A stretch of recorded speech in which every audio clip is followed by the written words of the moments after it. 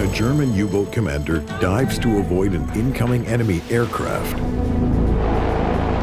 he leaves a fellow submarine undefended on the surface. The moment a submarine is spotted, it's as good as dead. The decision will tear apart the crew, as a devout Nazi accuses him of cowardice and disloyalty to Hitler. In World War II, a subsea weapon allows warriors to fight from beneath the waves. With cunning, force, and tenacity, their enemies strike back. Revolutionary, but still sometimes primitive. It's a desperate bid to change the course of war. Their stories are legend.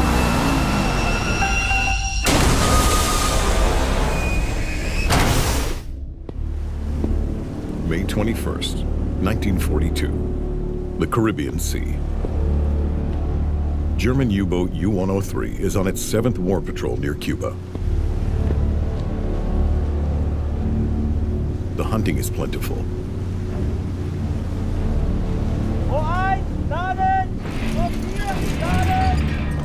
And they're a well-oiled crew, commanded by Kapitänleutnant Werner Winter.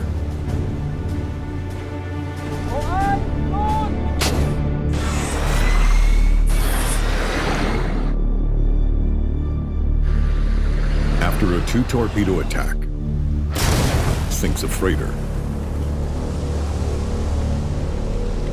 A second ship, the Elizabeth, tries to escape the same fate. It steams off to the south-southwest. As they start their pursuit, Winter summons Oberleutnant Zersey Oscar Kusch to action. U-103 is his first full-time assignment. He is the number 3 on board after the commanding officer and the executive officer. And he is also in charge of the deck artillery. Winter's deck gun crew races into position, eager to intercept the target. He may have had some lucky shots and sunk the freighter without using a precious torpedo.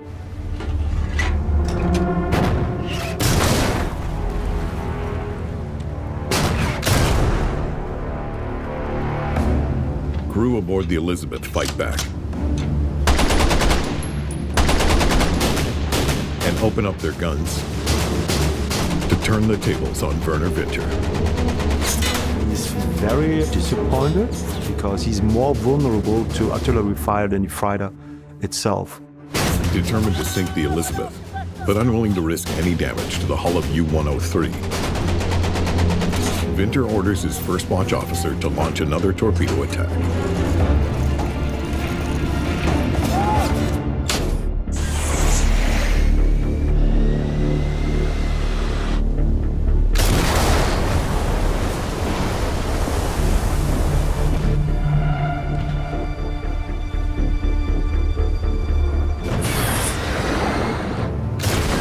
In just 23 days, they will sink 9 ships, totaling over 42,000 tons, before returning to port. During the first half of 1942, the Germans were using long-range boats for a surprise attack on US coast, and the operation was called Paukenschlag, which means drumbeat. They exploit the confusion after Pearl Harbor. The US were not prepared for U-boat attacks. There was no convoy, there was no air coverage, which was already present in Europe at the time. Within 6 months, more than 400 vessels sink in American waters. German submariners call this period the Second Happy Time. Their success breeds camaraderie and respect, even as Winter and his men occupy tight quarters for long patrols.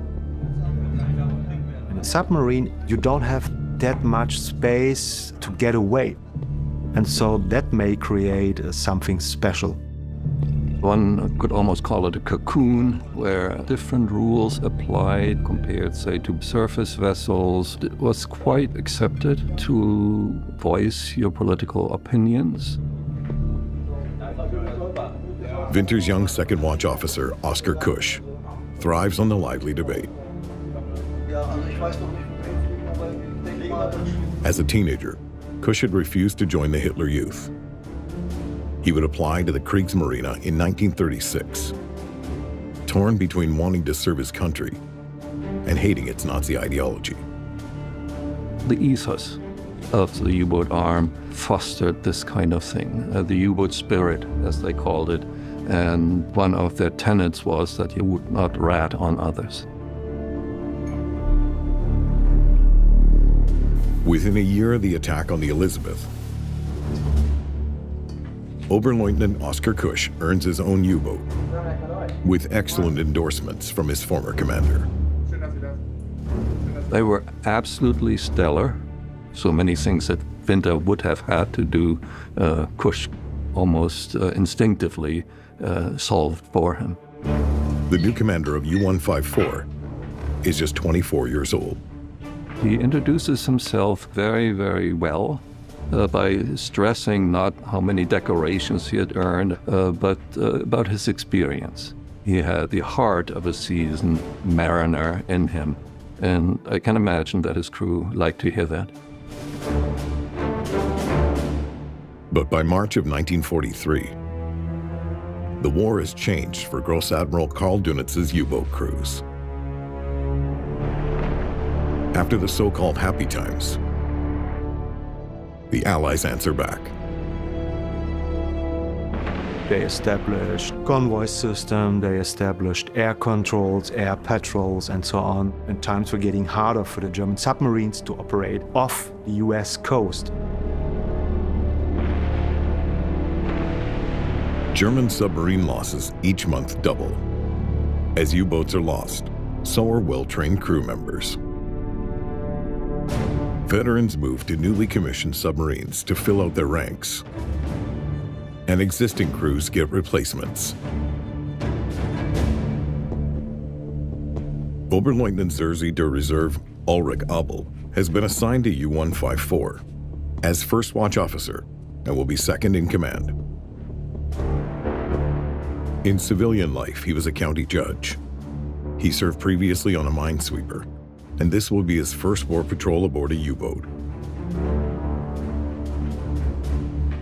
In another key role, Chief Engineer Kurt Druschel is only a recent graduate of U-boat engineering school. He has never served on a U-boat either. When the submarine operates submerged, the engineer is the second most important character to the crew beside the submarine commander. He has to be confident so the people know we can rely on that buddy. To build the crew's confidence, the former engineer stays on board U-154 to show Druschel the ropes for the start of the patrol, and would later transfer off the U-boat and return to port.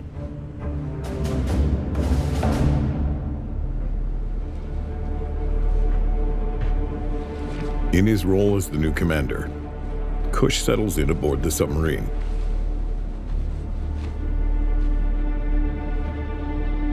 Included in the decor is a portrait of Adolf Hitler in a place of honor. Without a second thought, he removes the image of the Führer.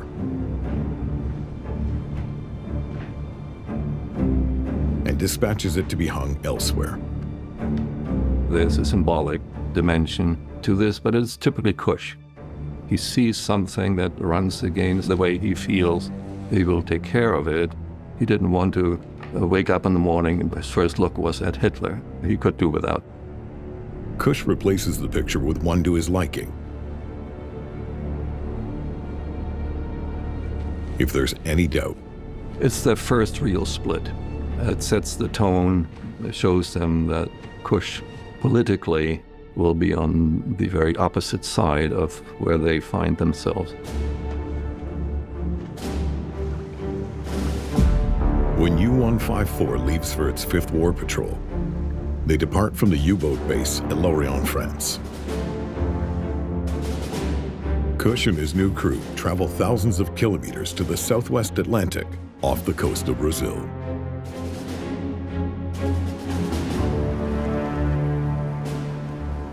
After the long transit, in the morning hours of May 8, 1943, lookouts spot a target, a fuel tanker without an escort.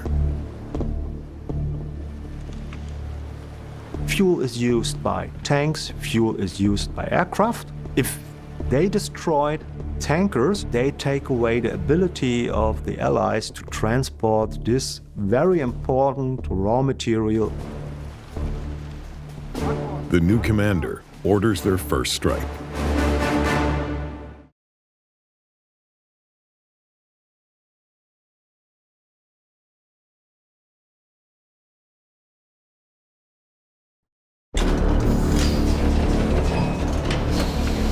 As the first watch officer aboard U-154, Oberleutnant Zersy de Reserve Ulrich Abel will coordinate the surface torpedo attack.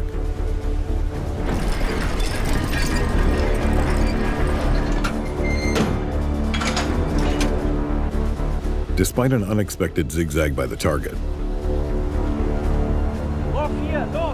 Abel lets loose 2 torpedoes when the tanker is just 400 meters away.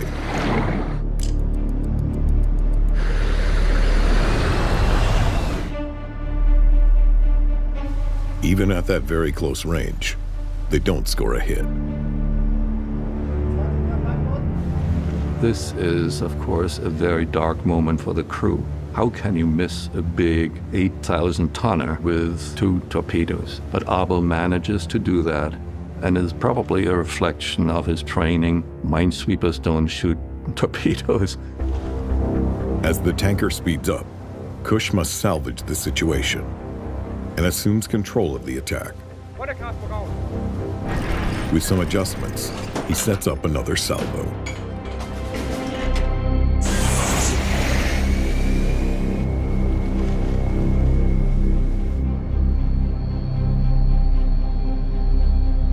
This time, one of the torpedoes strikes the fuel tanker.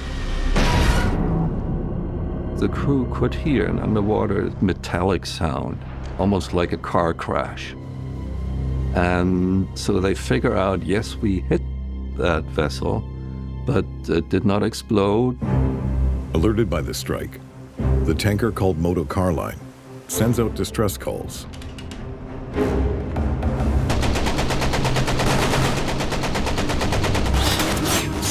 And its sailors open fire with their guns.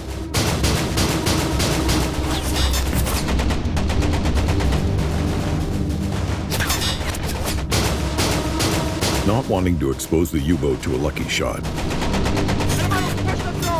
Kusch turns the submarine away to observe from a distance.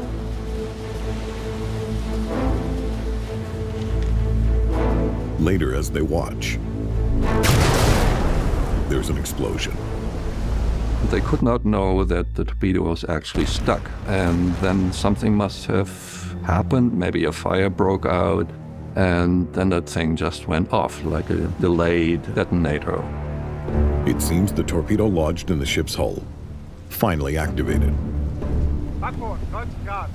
Oscar Kusch continues to prowl nearby, waiting to fire a torpedo and finish the wounded tanker,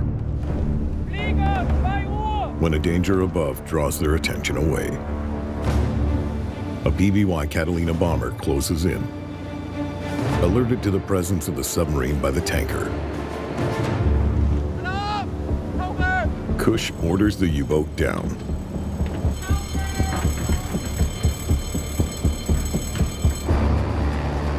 The pilot spots U-154 and attacks.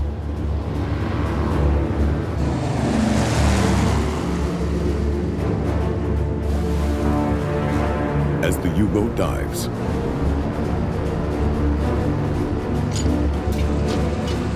aerial bombs hit the water.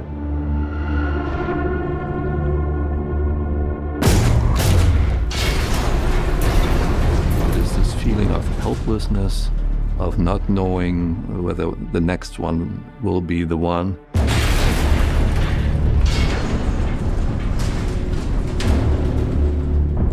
must have been the toughest thing for U-boat commanders and the crews.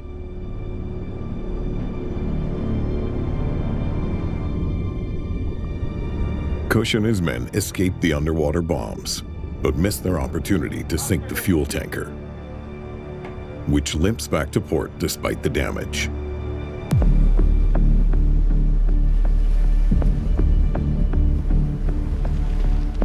Nearly 3 weeks later, as U-154 approaches a convoy, a system relatively new to German submarines activates below deck.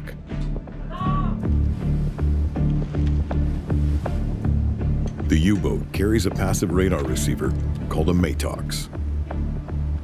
The Matox is a very simple device, interestingly produced by a French company. It's an antenna. It's a wooden cross where we have an aerial or antenna around it, so it looks like a kite for children. While the U-boat is on the surface, the Matox receiver is mounted on the deck. A cable runs down the open hatch into the submarine. When radar transmits from a surface ship or aircraft less than 30 kilometers away, the Matox receiver detects it and an alarm sounds. It just gives you time to evade and get underwater. Aboard U-154, the Matox indicates that at least one vessel in the convoy is actively searching with radar. Even though they might be detected by the enemy radar, Kusch risks a surface approach. It looked like he knew they were searching, but as long as I don't have an indication that they would track me, I could get faster to the enemy to a position for a perfect attack. U-154 closes in on the convoy's starboard side to get within the escort screen. Then Kusch takes matters into his own hands to conduct the attack himself.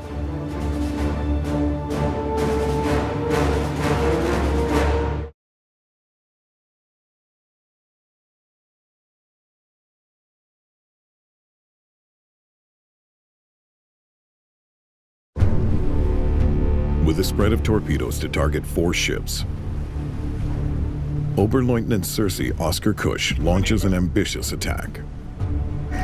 He has usurped the job normally performed by the first watch officer. He remembers what had happened. Abel had shot and missed. I feel very strongly that Kusch decided we don't want to have a second motorcar line situation here.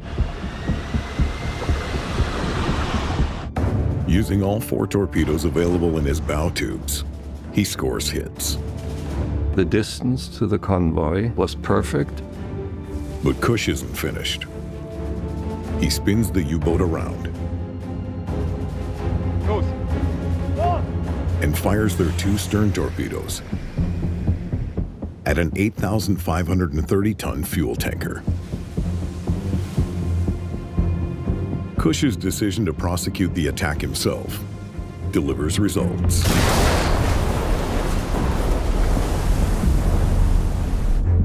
He has hit 3 targets, including the fuel tanker Florida. The escorts fire star shells and illuminate the carnage. But despite the remaining targets, all of their torpedo tubes are empty. Kusch must withdraw the U-boat away from the escorts to give the torpedo crews time to reload.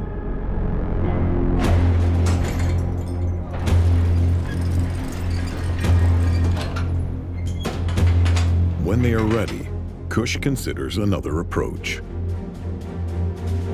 But the activity topside makes it dangerous to creep in on the surface, and it's too dark for a submerged periscope attack. Kusch decides to stand down until morning, leaving targets damaged, but not sunk. Hours later, Kusch prepares to try again. He lines up another shot through his periscope. But one of the escorts turns in their direction from about 3,000 meters away. A typical destroyer at that time would run with high speed of 32, 35 knots. This means he will run 3 to 4 minutes until he's at the spot. Kusch does not have much time to get the U-boat down. He orders an emergency dive.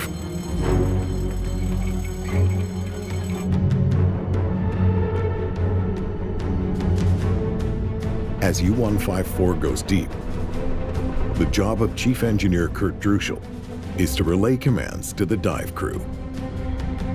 It's a tricky situation. Kusch had ordered a crash dive. It means that the boat will come down at a very or relatively steep angle. With the plunge, the U-boat quickly passes its safe diving limit. It takes an experienced engineer to pull out of that dive. Apparently, Druschel was overtaxed by this maneuver.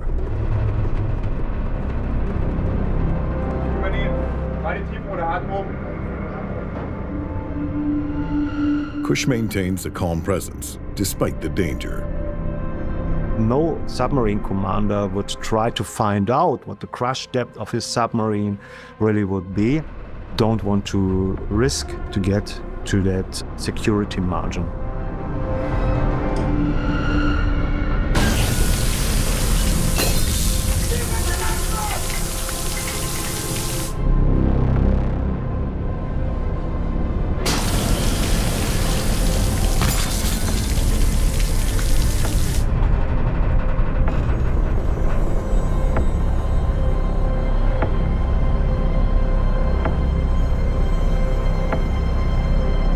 Fortunately, they level off.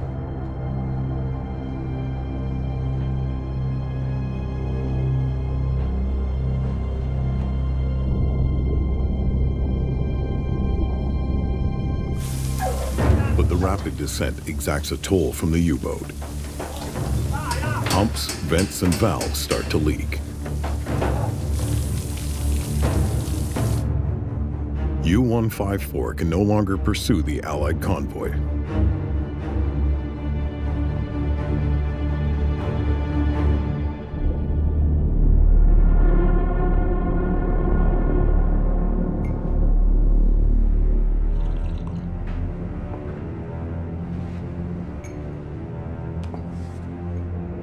The failed attack increases the strain between Kusch and the two officers.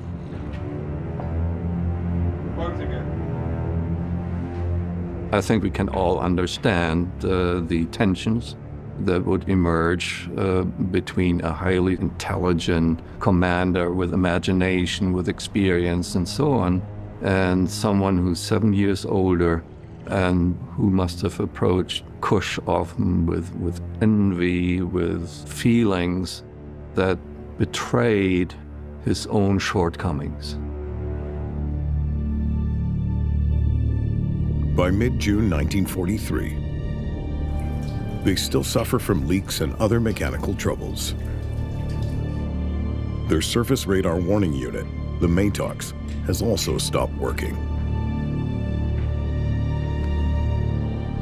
U-154 begins a return journey. He's already out for about 3 months at the time. His crew is already getting exhausted. They still have to make their way back. On June 28, 1943, Kusch establishes contact with another U-boat. They rendezvous south of the Azores Islands. The commander of U-126 is Oberleutnant Serzi Siegfried Keats. Keats and Kusch knew each other from the Naval Academy. They began their officer training at the same time. Keats is able to provide Kusch with a replacement for their MATOX before reaching the Bay of Biscay. That's probably the most dangerous part of their mission. Some call it the Valley of Death. To get them safely back to port, Gross Admiral Karl Dönitz implements various strategies to protect his U-boats. The largest threat are the aircraft of the Allies. And so he gave orders, run as fast as possible. And then he introduced a new system of combining the approach or departure by having 2, 3, or 4 submarines sailing together. With its capacity to detect an aircraft using radar, the Maytox is an essential piece of equipment as they run the bay together.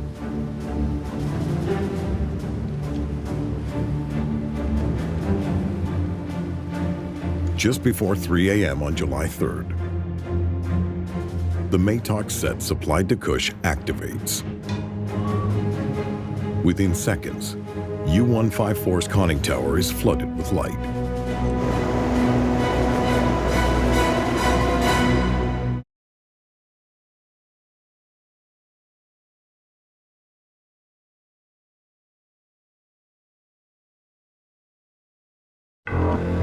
A powerful beam blinds the German crew on board U-Boat 154 as it enters the infamous Bay of Biscay.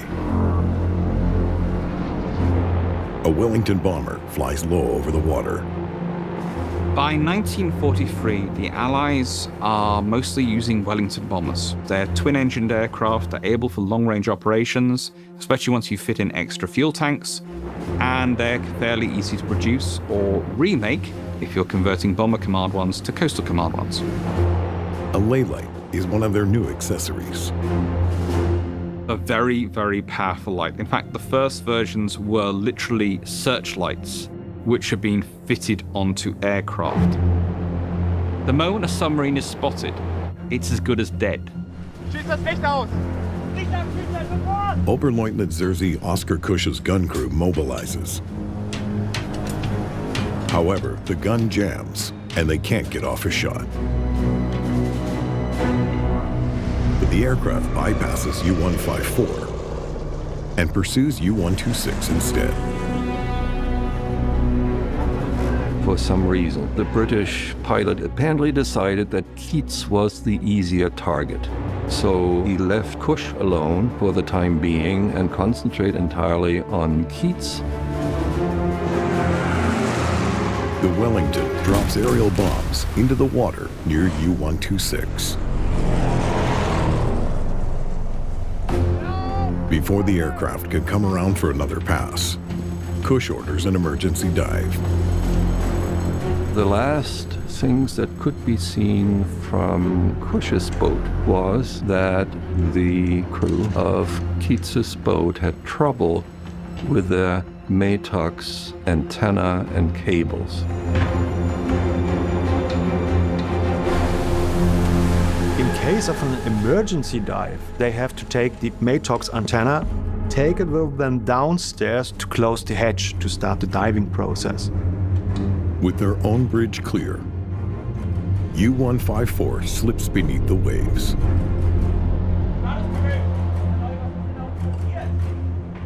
Kusch's executive officer, Oberleutnant Zerzy Ulrich Abel, wants to know what happened topside. Kusch tries for an update from U-126. He uses a communication method called an underwater telegraph. The underwater telegraph, that's a hydrophone producing a sound where submarine commanders can communicate with each other in the water, not using radio transmissions. But there's no reply. The device is very dependent on environmental conditions, on salinity, on temperature, and on dense gradients in the water. If the message doesn't get through, you never know. In time, the crew of U-154 hear a series of distant bangs. In this particular case, the sounds could be interpreted either as perhaps distant artillery fire or, worse, an implosion at the end of Keats and his men. Abel becomes frantic. My theory is that the fouled up cables of the Maytox antenna make it impossible to close watertight the tower hatch. There is a fatal inrush of water.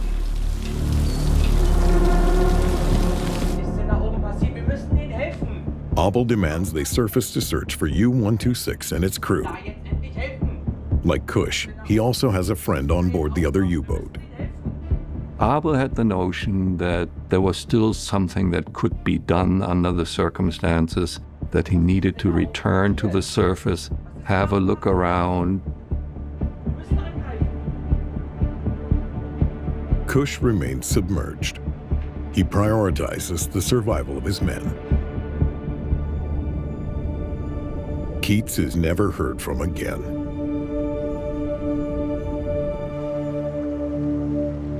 Three months later, U-154 sets out again to the South Atlantic. Oskar Kusch returns in command. Oberleutnant Zerzy Ulrich Abel remains on board as first watch officer. It's an unwelcome surprise. This must have hurt Abel. Typically, you only did one such cruise under an experienced skipper, and then you got your own boat. Basically, he did not convince Kusch to write him a recommendation. It's nearly summer off the coast of Brazil when the U-boat arrives. For this patrol, an Army staff surgeon joins them on board. Hans Nothdurft studies the effects of heat on the U-boat and crew. At these latitudes, temperatures inside a submarine can reach up to 36 degrees Celsius. There's only so much your body can take. You cannot breathe right. You yearn for fresh air.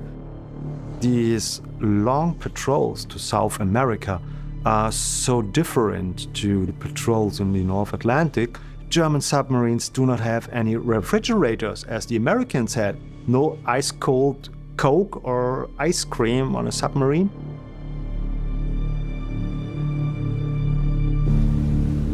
On the morning of November 3rd, 1943, the sound operator picks up propeller noises from ships in the vicinity. At periscope depth, Kusch sights a large convoy. He had come upon that convoy at the most inopportune time. Early in the morning, there was no way he could catch up on the surface without being attacked. U-boats usually stay submerged to avoid detection during daylight hours. Kusch decides to stalk the convoy until nightfall. But underwater, U-154 can only travel at 3 or 4 knots. The convoy sails at 8 knots or more. The U-boat falls further and further behind. Kusch worries that he won't have enough time to make up the distance after the sun sets. He was very clear in his mind, I need to get into a better position.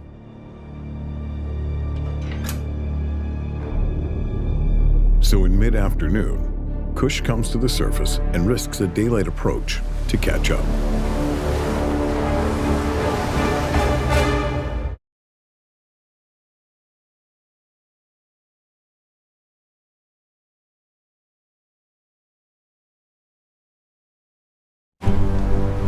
November 3rd, 1943. Now operating on its diesel engines, U-154 runs at a speed of 14 knots, or about 26 kilometers per hour. At this rate, Oberleutnant Oskar Kusch expects to reach the convoy by about 2 a.m. Even before nightfall, though, they are detected. An enemy aircraft drops into view. U-154's MATOX unit fails to warn the crew. The flying boat has kind of lowered itself carefully to remain out of sight. One big trick is always to come out of the sun.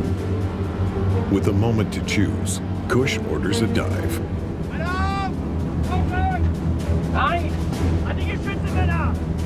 But without hesitation, the first watch officer, Oberleutnant Serzi Ulrich Abel, challenges the orders. Abel overrules Kusch in this situation and said, you all stay at your weaponry. When it's about 2,500 meters away, open up. U-154 begins to fire.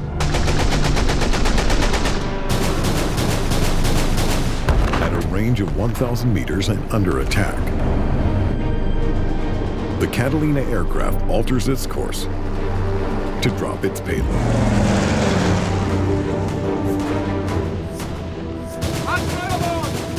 Oskar Kusch quickly counters and orders a hard turn. The submarine veers sharply. The aircraft still delivers its attack.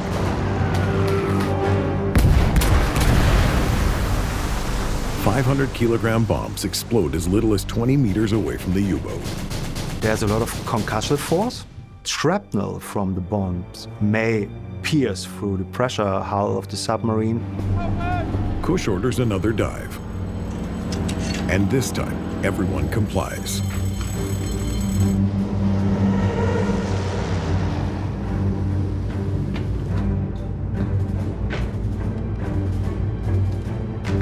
Once they are deep, they assess the impact. There are several leaks and some equipment is damaged, but they have survived.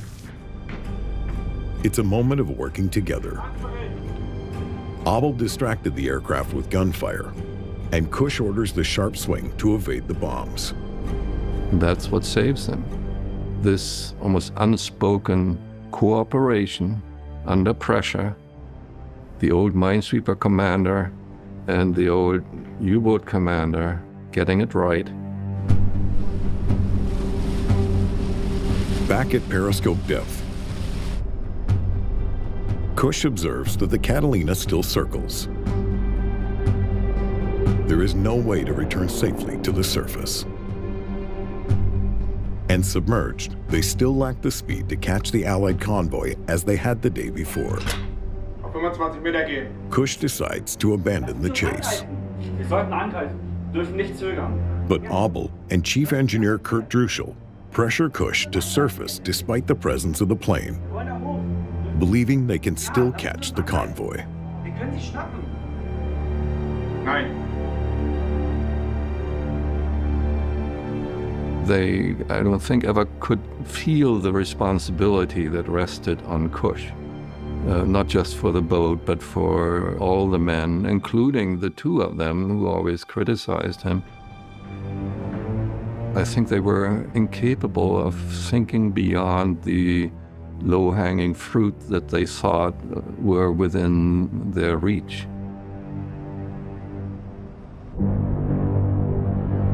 In December, they begin their return journey. Kusch and his crew have failed to sink a single ship on the patrol.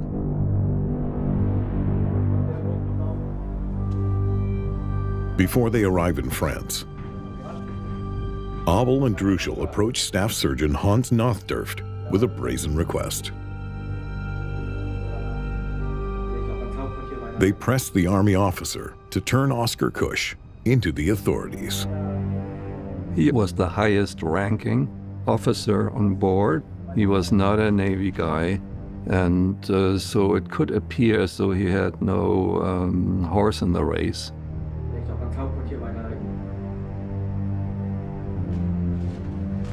Nothdurft refuses.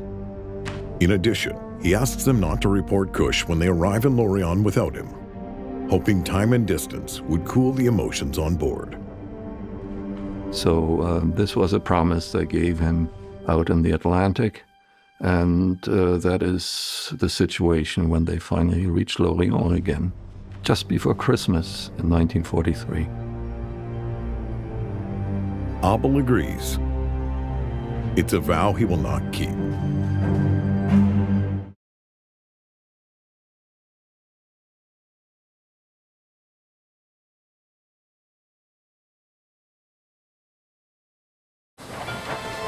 January 20th, 1944, Lorient, France.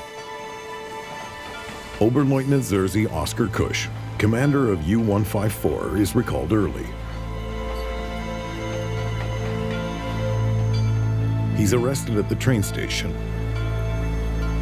The charges stem from a 3-page report made by his first watch officer, which accuses Kusch of cowardice, anti-Nazi sentiments, softness towards Jews, and listening to foreign radio broadcasts.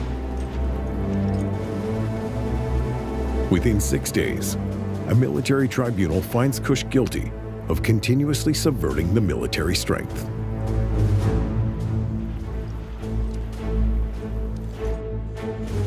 The accusations were of a political nature. They were not of a military nature. So the shock was that this could be enough in the famous U-Boat branch to condemn a man, a good man, to death. Kusch refuses to confess to any crimes or beg for mercy. Former commanders, like Kapitän Leutnant Werner Winter, want Karl Dönitz to intervene on Kusch's behalf. They realized right away that the one individual who can change it all is Grand Admiral Dönitz, the great guru of the U-boat force. But Dönitz does not act. He refuses to even speak with Kusch.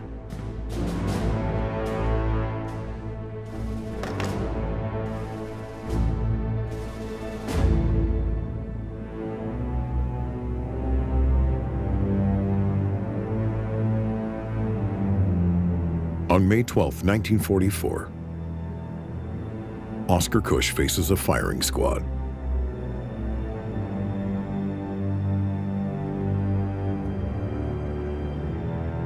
He had already imagined this moment in his own sketches, inspired by another artist. And he had come across the romantic painting by Francisco Goya, where the Spaniards rise up against the usurpers. They are all caught and get executed. And these victims look their tormentor, shall we say, directly in the eyes.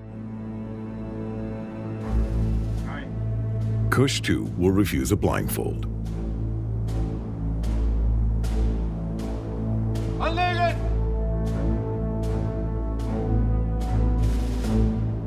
Ziel!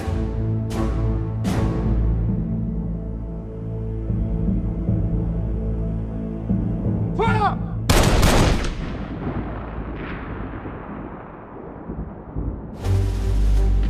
His accuser and former First Watch officer doesn't witness the execution.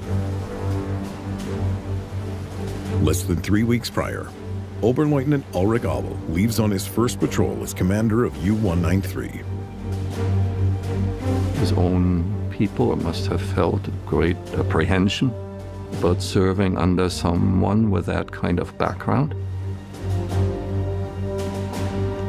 A day later, Abel's U-boat goes missing in the Valley of Death, the Bay of Biscay. Kurt Druschel and the crew of U-154 sail 2 more patrols under a new commander. Less than 2 months after Kusch's death, it's attacked and sunk by an American destroyer near the Azores, with the loss of all hands. During World War II, Germany executes more than 30,000 of its own soldiers and sailors, compared to fewer than 50 British troops condemned to the same fate. A terrible legacy of service to the Nazi regime. Kusch, he was not following blindly the Nazi system. He had his own mind, and that definitely cost his life. In 1996, Kusch is exonerated. The law was passed in Berlin to do away with all of the verdicts that had been announced under Nazi rule if they had a political background. So he stands for many others and the injustice that would last another 50+ years after the war. His legacy lives on.